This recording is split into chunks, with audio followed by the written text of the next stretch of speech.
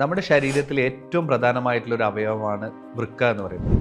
നമ്മുടെ ശരീരത്തിൽ ഉണ്ടാകുന്ന വേസ്റ്റുകളെല്ലാം പുറന്തള്ളാനും അതുപോലെ തന്നെ ശരീരത്തിന് ആവശ്യമില്ലാത്ത പദാർത്ഥങ്ങളെല്ലാം ഒഴിവാക്കാനും വൃക്ക നിർവഹിക്കുന്ന പണി എന്ന് പറഞ്ഞാൽ ഏറ്റവും വലിയൊരു ധർമ്മമാണ്. അത്രമാത്രം ഒരു ഫംഗ്ഷൻ നിർവഹിക്കുന്ന ഒരു അവയവമാണ് വൃക്കകൾ എന്ന് പറയുന്നത്.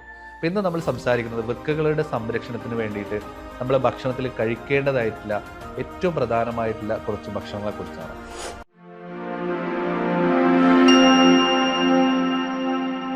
നമ്മുടെ ശരീരത്തിൽ ഏറ്റവും പ്രധാനമായിട്ടുള്ള ഒരു അവയവമാണ് വൃക്ക എന്ന് പറയുന്നത്. നമ്മുടെ ശരീരത്തിൽ ഉണ്ടാകുന്ന വേസ്റ്റുകളെല്ലാം പുറന്തള്ളാനും അതുപോലെ തന്നെ ശരീരത്തിന് ആവശ്യമില്ലാത്ത പദാർത്ഥങ്ങളെല്ലാം ഒഴിവാക്കാനും വൃക്ക നിർവഹിക്കുന്ന പണി എന്ന് പറഞ്ഞാൽ ഏറ്റവും വലിയൊരു ധർമ്മമാണ് വൃക്ക നമ്മുടെ ശരീരത്തിൽ നിർവഹിക്കുന്നത്. ഏകദേശം 150 ലിറ്ററിലധികം രക്തം ഒരു ദിവസം നമ്മുടെ കിഡ്നി അരിക്കുന്നുണ്ട് എന്നുള്ളതാണ് പറയുന്നത്. അത്രമാത്രം ഒരു ഫംഗ്ഷൻ നിർവഹിക്കുന്ന വലിയ ഒരു അവയവം, എന്നാൽ ചെറിയതായിട്ട് നമ്മുടെ ശരീരത്തിൻ്റെ നട്ടലിൻ്റെ ഇരുവശത്തും ഉള്ളൊരു അവയവമാണ് വൃക്കകൾ എന്ന് പറയുന്നത്. അപ്പോൾ ഇന്ന് നമ്മൾ സംസാരിക്കുന്നത് വൃക്കകളുടെ സംരക്ഷണത്തിന് വേണ്ടിയിട്ട് നമ്മൾ ഭക്ഷണത്തിൽ കഴിക്കേണ്ടതായിട്ടുള്ള ഏറ്റവും പ്രധാനമായിട്ടുള്ള കുറച്ച് ഭക്ഷണങ്ങളെക്കുറിച്ചാണ്. ഞാൻ doctor Muhammad Aslam, Medicare homeopathy speciality medical centre Vaniyambalam chief കൺസൾട്ടൻറ്റും മെഡിസിനൽ ഹോമിയോപ്പതി പെരിന്തൽമണ്ണ വിസിറ്റിംഗ് കൺസൾട്ടൻറ്റുമാണ്. വൃക്കയുടെ ഫംഗ്ഷനെക്കുറിച്ച് ഞാൻ പറഞ്ഞു.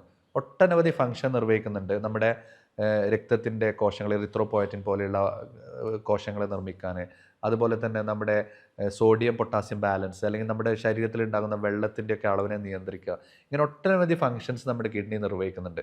അതുകൊണ്ട് തന്നെ കിഡ്നിയുടെ ഫങ്ഷൻ പ്രോപ്പറായി നിലനിർത്തുക എന്നുള്ളത് നമ്മുടെ ഏറ്റവും വലിയൊരു ധർമ്മമാണ്. നമ്മൾ ഈ കിഡ്നിക്ക് ഏറ്റവും ഭാരം കൊടുക്കുന്നൊരവസ്ഥ എന്ന് പറഞ്ഞാൽ വെള്ളം കുടിക്കാതിരിക്കുന്ന ഒരവസ്ഥ തന്നെയാണ്. കിഡ്നി രോഗങ്ങൾ ഇന്ന് വളരെയധികം കൂടി വരാനുള്ള സാഹചര്യം നമ്മുടെ ജീവിതശൈലിയുടെ മാറ്റങ്ങളും നമ്മുടെ ഓട്ടത്തിൻ്റെ ഇടയ്ക്ക് നമുക്ക് വെള്ളം കുടിക്കാനോ മൂത്രം ഒഴിക്കാനോ ഒന്നും ഇന്ന് പല ആളുകളിലും സമയമില്ല എന്നുള്ളതാണ്. അപ്പോൾ നമ്മൾ കൃത്യമായിട്ട് ഇത് ശ്രദ്ധിച്ചിട്ടില്ലെങ്കിൽ ഭാവിയിൽ ഒരു വൃക്ക രോഗം വരാനോ അല്ലെങ്കിൽ ഒരു ഡയാലിസിസിലേക്ക് പോകാനോ അല്ലെങ്കിൽ കിഡ്നി മാറ്റിവെക്കൽ ശസ്ത്രക്രിയയിലേക്ക് പോകാനോ ചിലവ് കൂടിയ ഇത്തരം ചികിത്സാ മാർഗങ്ങളിലേക്കൊക്കെ പോകാനുള്ള സാധ്യത നമ്മുടെ സമൂഹത്തിലുണ്ട്. മുമ്പൊക്കെ നമ്മുടെ നാട്ടിൽ ഡയാലിസിസ് സെൻ്ററുകളൊക്കെ അല്ലെങ്കിൽ ഡയാലിസിസ് ചെയ്യണമെങ്കിൽ ദൂര ദിക്കുകളിൽ പോയി ഡയാലിസിസ് ചെയ്യേണ്ട അവസ്ഥയുണ്ടായിരുന്നു. ഇന്ന് നമ്മുടെ തൊട്ടടുത്തുള്ള സ്ഥലങ്ങളിലെല്ലാം ഡയാലിസിസ് സെൻ്ററുകൾ പുതിയതായിട്ട് തുറന്നുകൊണ്ടിരിക്കുന്ന അതിൻ്റെ കാരണം എന്താ? തുറന്നുകൊണ്ടിരിക്കാനുള്ള കാരണം കൂടുതലായിട്ട് വൃക്ക രോഗികൾ കൂടി വരുന്നു എന്നുള്ളതാണ്. കഴിഞ്ഞ ദിവസം ഒരു 30 വയസ്സുള്ള ഒരു ആൾ, അദ്ദേഹത്തിന് തലവേദനയായിട്ടാണ് ക്ലിനിക്കിൽ വന്നിട്ടുള്ളത്. ശക്തമായിട്ടുള്ള തലവേദനയാണ്, ഡോക്ടറെ എന്താണ് കാരണം എന്ന് അറിയുന്നില്ല എന്ന് പറഞ്ഞപ്പോൾ കുറേ ഡോക്ടർമാരെ കാണിച്ചു, തലവേദനയുടെ മരുന്നൊക്കെ കഴിച്ചു, പക്ഷേ കുറയുന്നില്ല എന്ന് പറഞ്ഞപ്പോൾ ഞാൻ സാധാരണ അവരുടെ എല്ലാ ടെസ്റ്റുകളും അവരുടെ കാര്യങ്ങളെല്ലാം ചോദിച്ചു വന്നു. അവരുടെ ഒരു പ്രഷർ നോക്കി. അവരുടെ പ്രഷർ നോക്കിയ സമയത്ത് ആ 30 വയസ്സുള്ള ആളുടെ ഒരു പ്രഷർ 160/100 വളരെയധികം കൂടിയൊരവസ്ഥ. ആ പ്രായത്തിലൊന്നും അത്ര ഒരു BP വരേണ്ട സാഹചര്യമില്ല. അപ്പോൾ പല കാര്യങ്ങൾ ചോദിച്ചു. അവരുടെ ടെൻഷൻ എന്തെങ്കിലും ഉണ്ടോ, ഭക്ഷണ രീതികൾ. അപ്പോൾ അവരുടെ ഒരു ലൈഫ് സ്റ്റൈൽ എന്ന് പറഞ്ഞാൽ വളരെ ഇറഗുലറായിട്ടുള്ളൊരു ലൈഫ് സ്റ്റൈലായിരുന്നു. അവരൊരു ജ്യൂസ് ഷോപ്പിൽ വർക്ക് ചെയ്യുന്നു. ആ ജ്യൂസ് ഷോപ്പിൽ അവർ വൈകുന്നേരം ഒരു 6 മണി തൊട്ട് രാത്രി 12-1 മണി വരെയൊക്കെ അവർ ആ ജ്യൂസ് ഷോപ്പിൽ വർക്ക് ചെയ്യും. ഉറക്കമില്ല, ഭക്ഷണം ശരിയാവുന്നില്ല. ഇതൊക്കെ ആയിരിക്കാം BPയുടെ കാരണം എന്നാണ് ഞാൻ ആദ്യം നനച്ചത്. എങ്കിലും നമുക്ക് അവരുടെ ഒരു രക്തപരിശോധന നടത്താം, ഇതിലെന്തെങ്കിലും മറ്റു പ്രശ്നങ്ങളുണ്ടോ എന്നുള്ളതൊക്കെ നോക്കാം എന്ന് പറഞ്ഞിട്ട് അവരുടെ ഒരു കൊളസ്ട്രോൾ ലെവൽ, അതുപോലെ kidney function test, liver function test ഒക്കെ ചെക്ക് ചെയ്ത സമയത്താണ് അറിയുന്നത് അവരുടെ ക്രിയാറ്റിൻ ലെവൽ ഒരു 4 ആയിരുന്നു. അവർ ഇതുവരെ തിരിച്ചറിഞ്ഞില്ല, മറ്റു ലക്ഷണങ്ങളൊന്നും അവർക്ക് ശരീരത്തിൽ ഉണ്ടായിരുന്നില്ല. അപ്പോൾ ഈ ക്രിയാറ്റിൻ 4 ആയപ്പോൾ തന്നെ അവർക്ക് കിഡ്നിക്ക് എന്തോ കാര്യമായിട്ടുള്ളൊരു തകരാറുണ്ടെന്ന് മനസ്സിലാക്കുകയും അവരുടെ ഒരു സ്കാനിങ് എടുക്കുകയും അപ്പോഴേക്കും അവർക്ക് കിഡ്നിക്ക് ചില കിഡ്നി ഡിസീസിൻ്റെ തുടക്കമാണെന്ന് മനസ്സിലാക്കുകയും അത് ഒരു നെഫ്രോളജിസ്റ്റിൻ്റെ അടുത്തേക്ക് റെഫർ ചെയ്യുകയും ചെയ്യുന്നൊരവസ്ഥയുണ്ടായി. അപ്പോൾ വളരെ യങ് ഏജിൽ ഉണ്ടായ ആ ഒരു അവസ്ഥ ഇപ്പോൾ ആ രോഗി ഒരു ഡയാലിസിസിന് വിധേയമായിട്ട് ട്രീറ്റ്മെൻറ്റിൽ എടുക്കുന്നൊരവസ്ഥയാണുള്ളത്. അപ്പോൾ അവരുടെ ഒരു ജീവിതശൈലിയിലുണ്ടായ വ്യത്യാസങ്ങൾ, പിന്നെ ഇവർ ജ്യൂസ് ഷോപ്പിൽ നിൽക്കുമ്പോൾ ഈ ജ്യൂസ് ഷോപ്പിൽ ഇവർ സാധാരണ പ്രിപ്പയർ ചെയ്യുന്നത് സാധാരണ ഫ്രൂട്ട് പൾപ്പുകൾക്ക് പകരം ഒറിജിനൽ ഫ്രൂട്ടുകൾക്ക് പകരം ഫ്രൂട്ടിൻ്റെ എസെൻസ് ആയിരുന്നു അവർ ആഡ് ചെയ്തിരുന്നത് എന്നാണ് പറഞ്ഞത്. ഈ എസെൻസ് ആഡ് ചെയ്യുമ്പോൾ പലപ്പോഴും ഒരു ഗ്ലാസ് ജ്യൂസ് ഉണ്ടാക്കി കഴിഞ്ഞാൽ കുറച്ചവിടെ ബാക്കി വരും. അപ്പോൾ അതിൽ അമിതമായിട്ടുള്ള മധുരമുണ്ട്, അമിതമായിട്ടുള്ള പഞ്ചസാരയുണ്ട്, അതുപോലെ തന്നെ ഈ കെമിക്കലി ഫ്രൂട്ട്സിൽ ഇടുന്ന പൊടികളാണ് അവർ സാധാരണ ഇടുന്നത്. അപ്പം അത് ഇവർ ബാക്കി വരുന്നതൊക്കെ ഇവർ ഇടയ്ക്കിടയ്ക്ക് കുടിക്കുമായിരുന്നു. അവരുടെ ദാഹം തീർക്കാനും ഒക്കെ ചായ മറ്റൊക്കെ കുടിക്കുന്നതിന് പകരം ഇവർ ഈ ജ്യൂസായിരുന്നു സ്ഥിരമായിട്ട് കുടിച്ചിരുന്നതെന്ന് പറഞ്ഞു. അങ്ങനെ അവരൊരു 7-8 വർഷത്തോളം ആ സ്ഥാപനത്തിൽ ജോലി ചെയ്തതിൻ്റെ ഒരു സമ്പാദ്യമായിട്ടും അവരുടെ ജീവിതശൈലിയിലുണ്ടായ മാറ്റങ്ങളും അവരുടെ ഇത്തരം ജ്യൂസുകളുടെ അമിത ഉപയോഗമൊക്കെ അവരൊരു വളരെ ചെറുപ്പത്തിൽ തന്നെ കിഡ്നി രോഗിയാക്കി എന്നുള്ളതാണ് ഇതിലേറ്റവും പ്രധാനമായിട്ടുള്ളത്. അപ്പോൾ നമ്മളിത് മനസ്സിലാക്കേണ്ട ഏറ്റവും പ്രധാനമായിട്ടുള്ള കാര്യം നമ്മുടെ ലൈഫ് സ്റ്റൈലിൽ ഉണ്ടായ ഇത്തരം ചേഞ്ചുകൾ തന്നെയാണ് നമ്മുടെ കിഡ്നി രോഗികളുടെ എണ്ണം നമ്മുടെ സമൂഹത്തിൽ ഇന്ന് ഇത്രയധികം കൂടിയിട്ടുള്ളത് എന്നുള്ളത് നമ്മൾ മനസ്സിലാക്കുക. അമിതമായിട്ട് ഉപ്പിൻ്റെ ഉപയോഗം, ഇപ്പോൾ ഇന്ന് ഉപ്പ് വളരെയധികം കൂടുതലായിട്ട് ഉപയോഗിക്കുന്നുണ്ട് ആളുകൾ. അതുപോലെ തന്നെ അമിതമായിട്ടുള്ള പഞ്ചസാരയുടെ ഉപയോഗം, അതുപോലെ തന്നെ അമിത മരുന്നുകളുടെ ഉപയോഗം. ഇപ്പോൾ പാരസെറ്റമോൾ അടക്കമുള്ള പെയിൻ കില്ലേഴ്സ് ആയിട്ടുള്ള പല മരുന്നുകളും ഇന്ന് ഓവർ ദ കൗണ്ടറായിട്ടും പുറത്തുനിന്നായിട്ടും ഒരു ചെറിയ തലവേദന വരുമ്പോഴേക്ക് നമുക്കതൊന്ന് ചിലപ്പോൾ ഒന്ന് ഉറങ്ങി എണീറ്റാലോ അല്ലെങ്കിൽ ഒന്ന് റെസ്റ്റ് എടുത്താലോ അല്ലെങ്കിൽ ചെറിയ ചുക്കാപ്പിയോ എന്തെങ്കിലുമൊക്കെ ഉണ്ടാക്കി വീട്ടിൽ കഴിച്ചാലോ ഒക്കെ കുറയുന്നതായിരിക്കാം. പക്ഷേ അതിന് പോലും ഇന്ന് പലപ്പോഴും വേദന ഗുളികകളും അതുപോലത്തെയുള്ള മരുന്നുകളുടെ അമിതമായിട്ടുള്ള ഉപയോഗം പല ആളുകളെയും ഇന്ന് കിഡ്നി രോഗികളാക്കുന്നുണ്ട് എന്നുള്ള കാര്യം നമ്മൾ മറച്ചു വെക്കേണ്ട കാര്യമില്ല. അപ്പോൾ അതുകൊണ്ട് അമിതമായിട്ട് ഇപ്പോൾ തലവേദന വരുമ്പോൾ അല്ലെങ്കിൽ വേദന വരുമ്പോൾ അല്ലെങ്കിൽ മെൻസ്ട്രൽ സമയത്തുണ്ടാകുന്ന വേദന വരുമ്പോൾ അല്ലെങ്കിൽ ചെറുതായിട്ട് എന്തെങ്കിലും ഒരു നീർവീഴ്ച വരുമ്പോഴേക്ക് പെയിൻ കില്ലേഴ്സും അതുപോലെയുള്ള മരുന്നുകളുടെ അമിത ഉപയോഗം നമ്മൾ കുറച്ചിട്ടില്ലെങ്കിൽ ഭാവിയിൽ ഇതിലും കൂടുതൽ കിഡ്നി രോഗികൾ നമ്മുടെ സമൂഹത്തിൽ കൂടുന്നുള്ള കാര്യത്തിൽ സംശയമില്ല. അപ്പോൾ ഇത്തരം കാരണങ്ങളെല്ലാം കിഡ്നി രോഗത്തിലേക്ക് വഴിവെക്കാം. ഈ കിഡ്നി രോഗത്തിലേക്ക് നമ്മൾ വഴിവെക്കുമ്പോൾ നമ്മൾ ശ്രദ്ധിക്കേണ്ട കാര്യങ്ങൾ ഇതിനെ എങ്ങനെ പ്രിവെൻറ്റ് ചെയ്യാം എന്നുള്ളതാണ് ഏറ്റവും പ്രധാനമായിട്ടുള്ളത്. ഞാൻ ഈ പറയുന്ന കാര്യങ്ങളെല്ലാം വളരെ ലളിതമായിട്ട് നിങ്ങൾക്ക് മനസ്സിലാവുന്ന രീതിയിൽ എങ്ങനെ ഇതിനെ തടുത്ത് നിർത്താം. അപ്പോൾ നമ്മൾ ഇത് വരുന്ന കാരണങ്ങൾ നിർബന്ധമായിട്ടും നമ്മൾ അറിഞ്ഞിരിക്കണം. അതുപോലെ ഉപ്പ് നമ്മൾ പറഞ്ഞു, ഉപ്പിൻ്റെ അമിതമായിട്ടുള്ള ഉപയോഗം നമ്മൾ കുറക്കണം. അതുപോലെ അമിതമായിട്ടുള്ള പഞ്ചസാരയുടെ ഉപയോഗം, അതുപോലെ തന്നെ പെയിൻ കില്ലേഴ്സിൻ്റെ ഉപയോഗം, അതുപോലെ തന്നെ നമ്മൾ ശരിയായിട്ടില്ലാത്ത ജീവിത ശൈലികൾ അല്ലെങ്കിൽ അമിതമായിട്ടുള്ള കൊഴുപ്പും മെഴുക്കും കഴിച്ച ഭക്ഷണങ്ങളുടെ ഉപയോഗം, വ്യായാമമില്ലാത്ത അവസ്ഥ, ഉറക്കമില്ലാത്ത അവസ്ഥ, അമിതമായിട്ടുള്ള സമ്മർദ്ദം, ഇതെല്ലാം നമ്മുടെ രക്തസമ്മർദ്ദം കൂട്ടുകയും കിഡ്നിക്ക് ഓവർലോഡ് കൊടുക്കുകയും ആ ഓവർലോഡ് കാരണം കിഡ്നി ഡാമേജ് ആവുകയും ആ കിഡ്നി ഡാമേജ് ആവുന്നത് മൂലം പിന്നെ ഭാവിയിൽ കിഡ്നി ട്രാൻസ്പ്ലാന്റിലേക്കോ ഡയാലിസിസിലേക്കോ അല്ലെങ്കിൽ ഒരു കിഡ്നി രോഗിയായി മാറുന്ന അവസ്ഥയിലേക്ക് പോകേണ്ട ഒരു സാഹചര്യം ഉണ്ടാവും. അപ്പോൾ അതുകൊണ്ട് കാരണത്തിൽ നിന്ന് മാറി നിൽക്കുക എന്നുള്ളതാണ് ഒന്നാമതായിട്ടുള്ളത്. പിന്നീട് ഞാൻ പറഞ്ഞതിൽ നമ്മൾ ഇതിൽ ശ്രദ്ധിക്കേണ്ട ഭക്ഷണങ്ങൾ, കിഡ്നി രോഗം വരാതിരിക്കാൻ നമ്മൾ ഉൾപ്പെടുത്തേണ്ട ഭക്ഷണങ്ങളിൽ ഏറ്റവും പ്രധാനമായിട്ടുള്ള ഒന്നാണ് നമ്മുടെ വെളുത്തുള്ളി എന്ന് പറയുന്നത്. ഇതിൽ അലീസിൻ എന്ന് പറയുന്ന ഒരു കോമ്പൗണ്ട് ഉണ്ട്. ഈ അലീസിൻ നല്ലൊരു ആൽക്കലോയിഡാണ്.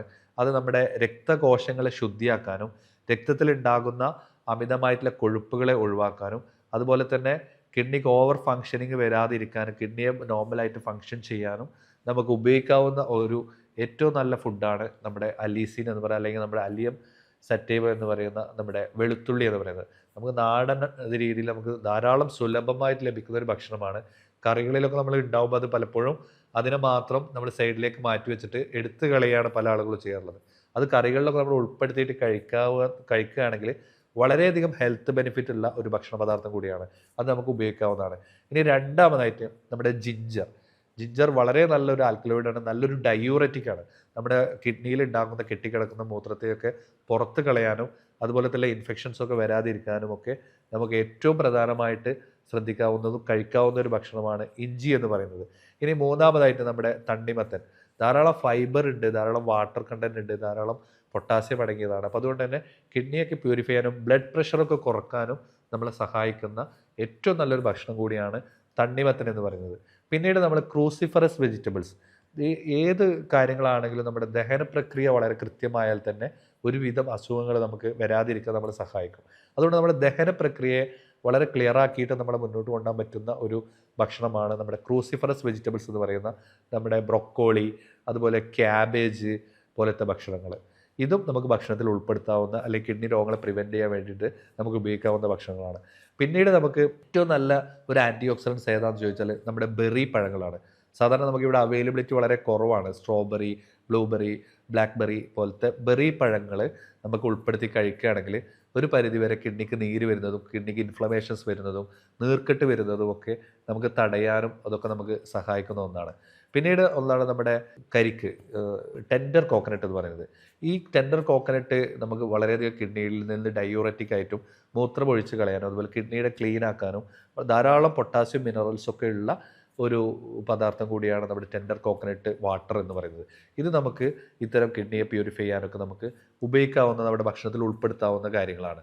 അതുപോലെ തന്നെ ഏറ്റവും പ്രധാനമായിട്ട് നമ്മൾ കഴിക്കാവുന്ന ഒന്നാണ് ആപ്പിൾ എന്ന് പറയുന്നത്. നമുക്ക് ധാരാളം അറിയാം, ഒരു ആപ്പിൾ കഴിച്ചാൽ ഡോക്ടറെ അടുത്ത് പോകണ്ട എന്നുള്ളതൊക്കെ നമ്മൾ മുമ്പ് പറയാറുണ്ട്. അതുപോലെ തന്നെ ആപ്പിൾ വളരെ ഹെൽത്തി ആയിട്ടുള്ള നമ്മുടെ ഒരു നാച്ചുറലായിട്ട് നമുക്ക് കഴിക്കാവുന്നതാണ്. ഫൈബേഴ്സ് ഉണ്ട്, ധാരാളം മിനറൽസ് ഉണ്ട്. അതുപോലെ ദഹന പ്രക്രിയ സുഗമമാക്കും, നമ്മുടെ ലിവറിൻ്റെ ഫങ്ഷൻസിനെ സ്മൂത്ത് ആക്കും. അതുപോലെ പിത്താശയത്തിൽ നമ്മുടെ പിത്തത്തിൻ്റെ അളവിനെ കൺട്രോൾ ചെയ്യാൻ വളരെയധികം സഹായിക്കും. അപ്പോൾ അതുകൊണ്ട് തന്നെ ആപ്പിൾ നമുക്ക് ധാരാളം ഉൾപ്പെടുത്തി കഴിക്കാവുന്നതാണ്. പിന്നീട് നമുക്ക് കിഡ്നിയെ ക്ലീൻ ആക്കാൻ വേണ്ടി ഉപയോഗിക്കാവുന്ന ഒന്നാണ് എക്സ്ട്രാ വെർജിൻ ഒലീവ് ഓയിൽ എന്ന് പറയുന്നത്. ഒലീവ് ഓയിലും ധാരാളം വൈറ്റമിൻസും മിനറൽസും ആൻറ്റി ഓക്സിഡൻസും ഒക്കെ അവൈലബിൾ ആണ്. അപ്പോൾ അത് നമ്മുടെ ഭക്ഷണത്തിൽ നമുക്ക് ഉൾപ്പെടുത്താം. അല്ലെങ്കിൽ സാലഡുകളിലൊക്കെ നമുക്ക് ജസ്റ്റ് സാലഡ് കട്ട് ചെയ്തതിന് ശേഷം അതിന് മുകളിൽ ജസ്റ്റ് ഒലീവ് ഓയിൽ ആഡ് ചെയ്തിട്ട് നമുക്ക് കഴിക്കാവുന്നതാണ്. അല്ലെങ്കിൽ എന്തെങ്കിലും നമ്മൾ ഉണ്ടാക്കുന്ന സ്നാക്സിന് മുകളിലൊക്കെ ജസ്റ്റ് ഒന്ന് ചൂടാക്കിയിട്ട് വേണമെങ്കിൽ ഉപയോഗിക്കാവുന്നതാണ്. അമിതമായിട്ട് അത് ഹീറ്റ് ചെയ്ത് കഴിഞ്ഞാൽ അത് ചിലപ്പോൾ അതിൻ്റെ ഒരു ഗുണഫലങ്ങൾ നമുക്ക് നഷ്ടപ്പെട്ടു പോകാൻ സാധ്യതയുണ്ട്. അതുകൊണ്ട് തന്നെ ഒലീവ് ഓയിൽ നമുക്ക് നമ്മുടെ ഭക്ഷണത്തിൽ ഉൾപ്പെടുത്താവുന്ന, ഈ കിഡ്നിയെ ക്ലീൻ ചെയ്യാൻ പറ്റുന്ന ഏറ്റവും പ്രധാനമായിട്ടുള്ള മറ്റൊന്നാണ്. ഇത്തരം ഭക്ഷണങ്ങളെല്ലാം നമ്മുടെ ഉൾപ്പെടുത്തുക. അതുപോലെ തന്നെ മഞ്ഞൾ വളരെയധികം ഹെൽപ്ഫുള്ളായിട്ട് ക്യുർക്യുമിനുള്ള ഒരു പദാർത്ഥമാണ്. അപ്പോൾ അതുകൊണ്ട് തന്നെ ഒരു ആൻറ്റി ക്യാൻസറസ് ആണ്, ആൻറ്റി ഡയബറ്റിക് ആണ്. അതുപോലെ തന്നെ നമുക്ക് ഈ കിഡ്നിയൊക്കെ പ്യൂരിഫൈ ചെയ്യാനും കിഡ്നിയുടെ ആരോഗ്യം നിലനിർത്താനും നമുക്ക് ഭക്ഷണത്തിൽ ഉൾപ്പെടുത്താവുന്ന ഒന്നാണ് മഞ്ഞളിൻ്റെ ഭക്ഷണങ്ങളും. അതുപോലെ നമ്മുടെ കറികളിലൊക്കെ മഞ്ഞൾ കൂടുതൽ ഉൾപ്പെടുത്തുക എന്നുള്ളത്. ഇതെല്ലാം നമുക്ക് വളരെ സുലഭമായി ലഭിക്കുന്ന പദാർത്ഥങ്ങളാണ് നമ്മുടെ നാട്ടിൽ. പല ആളുകളും ഇത് കഴിക്കാറില്ല എന്നുള്ളതാണ് വാസ്തവം. ഇത്തരം കാര്യങ്ങളോടൊക്കെ ഒരു വിമുഖതയാണ്. അതുകൊണ്ട് ഇത് നമ്മുടെ ഭക്ഷണത്തിൽ ഉൾപ്പെടുത്തുക. അതുപോലെ കിഡ്നി രോഗങ്ങൾ വരുന്ന സാഹചര്യങ്ങളും കാര്യങ്ങളും നമ്മൾ മനസ്സിലാക്കുക. ഈ അമിതമായിട്ടുള്ള ഉപ്പിൻ്റെ ഉപയോഗം തന്നെ വളരെ വലിയൊരു പ്രശ്നം നേരിടുന്നുണ്ട്. ഇപ്പോൾ പിക്കിൾസ്, പല ആളുകളും കൂടുതലായിട്ട് അച്ചാറിൻ്റെ ഉപയോഗം വളരെ കൂടുതലാണ്. അപ്പോൾ അച്ചാറിലിടുന്ന ആസിഡ്സ് വളരെയധികം നമുക്ക് ദോഷം ചെയ്യാം. അതുപോലെ തന്നെ അച്ചാർ കേടാവാതിരിക്കാൻ അതിൽ ആഡ് ചെയ്യുന്ന പ്രിസർവേറ്റീവ്സ്, പിന്നീട് നമ്മൾ ഈ പ്രോസസ്ഡ് ഫുഡിൽ ചേർക്കുന്ന പല കളറുകൾ പ്രിസർവേറ്റീവ്സ്, അതുപോലെ ഷുഗർ എന്ന പേരിൽ പറയപ്പെടുന്ന പല രീതിയിൽ മാൾട്ടോഡെക്സിൻ പോലെയുള്ള പല പേരിൽ അറിയപ്പെടുന്ന അമിത ഷുഗറിൻ്റെ ഒക്കെ ഉപയോഗമൊക്കെ കിഡ്നിയെ ഓവർ ഡാമേജിലേക്ക് വരുത്താനും കിഡ്നി രോഗങ്ങൾ വരുത്താനുള്ളൊരു സാഹചര്യം നമ്മുടെ മുന്നിലുണ്ട് എന്നുള്ളത് നമ്മൾ തിരിച്ചറിയുക.